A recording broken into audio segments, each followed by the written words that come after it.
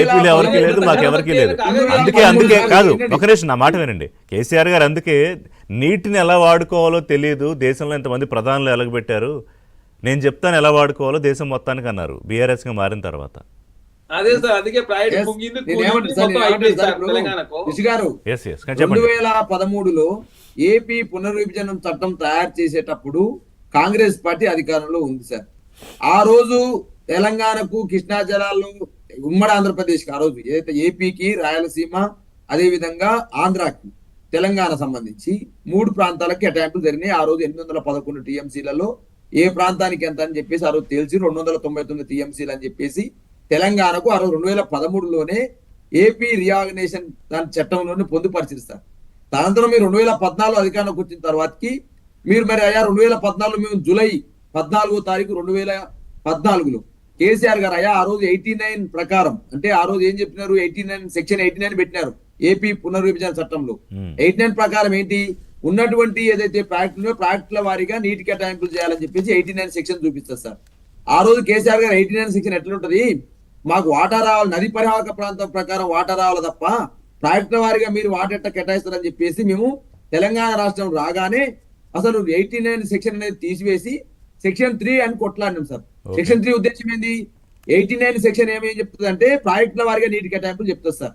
Section 3 ఏం చెప్తుంది, నది పరివాహక ప్రాంతంగా కేటాయింపులు, నీటి కేటాయింపు ఉండాలని చెప్తుంది సార్. సెక్షన్ 3 కోసం 2014 జూలై 14వ తారీఖు రోజు మేము కేంద్రాన్ని నివేదించినాము, కోర్టుకు వెళ్ళిన సందర్భాన్ని గుర్తు చేస్తా ఉన్నా సార్. తర్వాత సెక్షన్ 3 ఇలా అమలవుతుందని చెప్పేసి కేంద్ర ప్రభుత్వం కూడా చెప్పింది సార్. ఇలా సెక్షన్ 3 ప్రకారమైన ట్రిబ్యునల్స్ ప్రకారమైన ఇలా బచావత్ ట్రిబ్యునల్, బ్రిజేష్ కుమార్ ట్రిబ్యునల్ ఏర్పడి సుమారు 20 ఏళ్ళు అవుతుంది సార్. మరి బ్రిజేష్ కుమార్ ట్రిబ్యునల్ తేల్పిందని చెప్పండి, ఆంధ్ర ప్రభుత్వం పర్పస్ బానే ఉంది కదా. రేవంత్ రెడ్డి గారు కూడా చంద్రబాబు నాయుడు ఏం చెప్తారు తింటుడు కదా, చెవులో చెప్పగానే రాయలసీమ లిఫ్ట్ ఇరిగేషన్ ఆపిండు కదా. కాబట్టి చంద్రబాబు నాయుడుకి చెవులేందుకు, లేఖలు రాసో లేకపోతే ఆ రాష్ట్రానికి పోయి నువ్వు కూడా విజయవాడ పోయి బజ్జీలు తిని మంచిగా రొయ్యల పులుసు తాగి మంచిగా హాయిగా రేవంత్ రెడ్డి గారు, చంద్రబాబు నాయుడు గారు మంచిగా మాట మాట్లాడుకొని రేవంత్ రెడ్డి చేయాలండి చెప్పండి.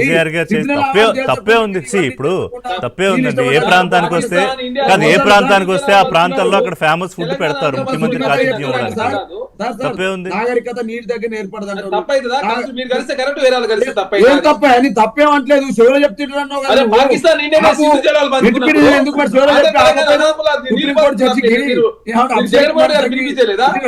రిషి గారు.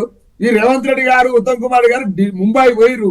ముంబైకి ఎందుకు పోయారో తెలుసు, మెట్రో సంబంధించిన ప్రాజెక్ట్ కోసం పోయారు, కానీ మీరు అభిషేక్ మను సింఘ్వి కోసం పోలేరు, జలాల వాదన కోసం మెట్రో కాంట్రాక్టర్ కోసం పోయారు ముంబైకి, అది కూడా తెలుసు. దాన్ని చెప్పండి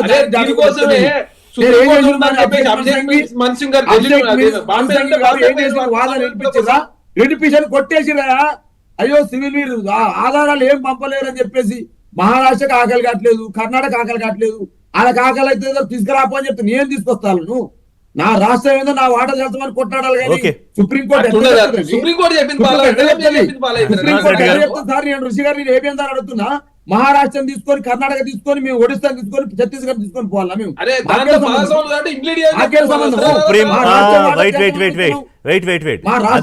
తెలంగాణ ప్రభుత్వం నిర్ణయం కాదు, తెలంగాణ ప్రభుత్వం నిర్ణయం కాదు, దేశ అత్యున్నత న్యాయస్థానం. వినండి సీజే బెంచ్ ఇచ్చిన ఇన్స్ట్రక్షన్ అది. ఇందులో మహారాష్ట్ర, కర్ణాటక పార్టీలుగా ఉన్నాయి కాబట్టి 131 ప్రకారం సివిల్ సూట్ దాఖలు చేసుకోండి అని. It's not a decision of Telangana government. Srinivas Reddy గారు, సో నాకు అర్థమైంది ఏంటంటే శ్రీనివాస్ రెడ్డి గారు, ఫైనల్గా తర్వాత ఈ పోలవరం నల్లమల సాగరు మీరు ప్రయత్నాలు ఏది చేస్తున్నారు కానీ ఇదేం ముందుకెళ్లేలాగా కనిపించట్లేదు. అంటిల్ అండ్ అన్లెస్ తెలంగాణ ముఖ్యమంత్రి ఆంధ్రప్రదేశ్ ముఖ్యమంత్రితో కూర్చుని ఆయనకి లోకల్గా ఇక్కడ తెలంగాణలో ఉన్న ఈ పొలిటికల్ ప్రెషర్ పక్కన పెట్టి ఏదో ఇలా చేసుకుందాము